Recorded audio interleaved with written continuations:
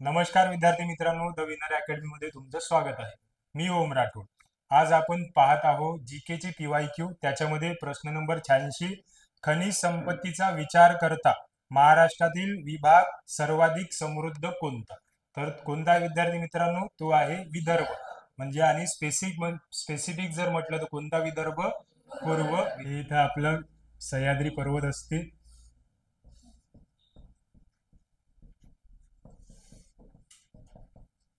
त्याच्यानंतर आपलं हे मध्य महाराष्ट्र.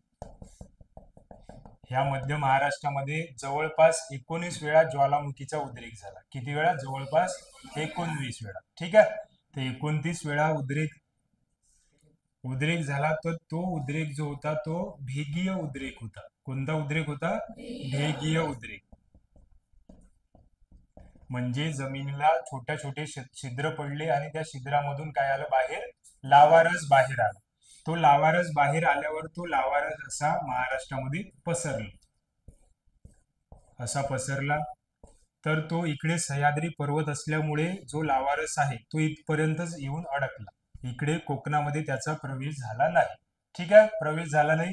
त्याच्यानंतर इथं तो पूर्व महाराष्ट्र म्हणजेच पूर्व विदर्भापर्यंत तिथेही तो पोहोचलेला नाही. तर त्याच्यामुळे जे खनिज संपत्ती इथली होती ती पूर्ण खनिज संपत्ती कशा खाली दबली गेली? बेसाल्ट खडकाच्या खाली. हा बेसाल्ट खडक आहे, त्यालाच अग्निजन्य खडक म्हणतात.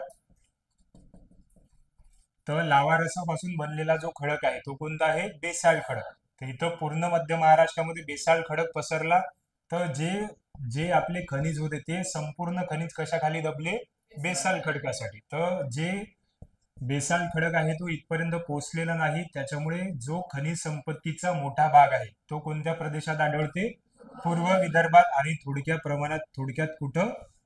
कोकणामध्ये. त्यालाच काय म्हणू आपण? दक्षिण कोकण. जो मग आपला खनिज संपत्तीचा भाग आहे ते कोणता आहे? एक तर पूर्व विदर्भ आणि एक दक्षिण कोकण. कशामुळे?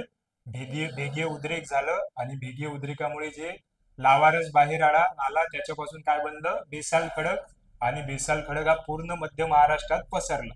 इकडे पोहोचला नाही तो आणि इकडे पोहोचला नाही. ठीक आहे. तर त्याच्यामुळे खनिज संपत्ती कुठे आढळते मोठ्या प्रमाणात?